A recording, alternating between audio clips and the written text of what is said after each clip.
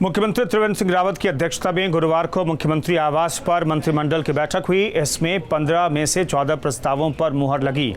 15वें वित्त आयोग के द्वारा 852 करोड़ रुपए जारी हुए हैं। निकायों के बजट में से 3.54% बजट छावनी निकायों को मिलेगा। बजट त्रिस्तरीय पंचायतों में भी ग्राम प्रधान, क्षेत्र पंचायत और जिला पंचायत का होगा। ग्राम प्रधानों को 15 वित्त आयोग से 75% बजट मिलेगा, जबकि क्षेत्र पंचायतों को 10% बजट मिलेगा और जिला पंचायतों को 15% का बजट दिया जाएगा। साथ ही उत्तराखंड चकबंदी एक्ट की नियमावली की संस्तुति को भी कैबिनेट ने मंजूरी दे दी है। उत्तराखंड जोत चकबंदी एवं भूमि व्यवस्था नियमावली 2020 इसे नाम दिया गया है। लॉकडाउन के दौरान शराब की दुकानें बंद रहने के कारण अधिभार माफ कर दिया गया है। मार्च महीने में 34 करोड़ रुपए सरकार ने अधिभार माफ किया। अप्रैल महीने में 195 करोड़ रुपए माफ किए गए हैं।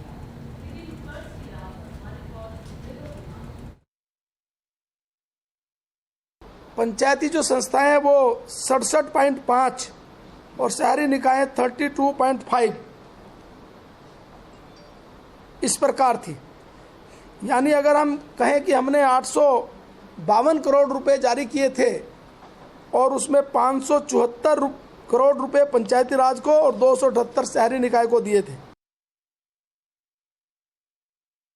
आज प्रमुख रूप से हमने पर्यटन विभाग के अंतर्गत जो पर्यटन की गतिविधियां हैं उनके संबंध में कुछ महत्वपूर्ण निर्णय लिए हैं। हमारे राज्य में 2.5 लाख पर्यटन की गतिविधियों में काम करने वाले जो कर्मचारी थे, जो रजिस्टर्ड थे या जो ई रिक्शा, 3 व्हीलर इत्यादि रजिस्टर्ड थे, उन सब के अकाउंट में 1-1 हज़ार रुपये डाले जाएंगे। इससे 25 करोड़ रुपए का व्यवहार होगा जो राज्य सरकार वहन करेगी। इसी प्रकार 1 साल के लिए जो टूरिज्म विभाग में रजिस्टर्ड कराना या नवीनीकरण कराना, उससे कोई पैसा नहीं लिया जाएगा। प्रदूषण विभाग की एनओसी लेने के लिए जो सीमा 2020 तक थी उसको 21 तक बढ़ा दिया गया है, उनसे किसी प्रकार का शुल्क नहीं लिया जाएगा। तो ये टूरिज्म विभाग के अंतर्गत प्रमुख निर्णय हम लोगों ने आज लिए हैं।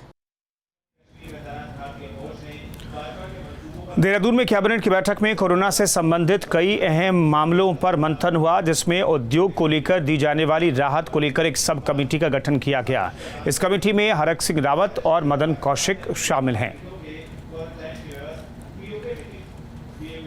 15 में से 14 पर निर्णय लिया गया है, 1 पर कमेटी बनी है। वो कमेटी जो लेबर से संबंधित इंडस्ट्री और की कुछ डिमांड इस प्रकार की थी, उसमें हरक सिंह रावत जी और मेरे दोनों की एक कमेटी बनी है जो उसका अध्ययन करके मंत्रिपरिषद में रिपोर्ट देंगे। इंडस्ट्री ने जो पूरे देश भर में कुछ राज्यों ने छूट दी है, गुजरात ने दी है, मध्य प्रदेश ने दी है, राजस्थान ने दी है, दिल्ली ने दी है, कुछ छूट दी है। तो इंडस्ट्री की ऐसी कुछ डिमांड आई थी तो उस संबंध में एक कमेटी बनी है। कोविड-19 महामारी पर करीब 1.5 घंटे चली कैबिनेट की बैठक में प्रवासियों के लौटने और हाईकोर्ट के निर्देश पर भी मंथन हुआ।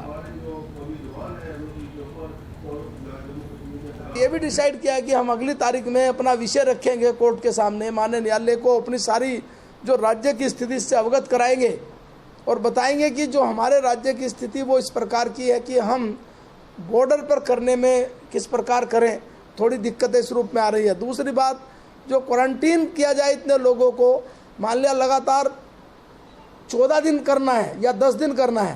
पहले दिन हमारे यहाँ मान लिया 6,000 आते हैं तो वो 10 दिन तक 60,000 हो गए। 10 दिन बाद जाके पहले वाले रिलीज होंगे। तो 60,000 लोगों को बॉर्डर पर क्वारंटीन किया जाना, उनकी 60,000 की व्यवस्था बनाना, ये भी बहुत बड़ा टास्क है, जिसकी संभावना कैसे बनेगी ये भी हम कोर्ट को बताएंगे और कोर्ट से कहेंगे कि जो व्यवस्था हमारी चल रही है कि हम लाएंगे, लाने के बाद वो सारी व्यवस्था बनाएंगे।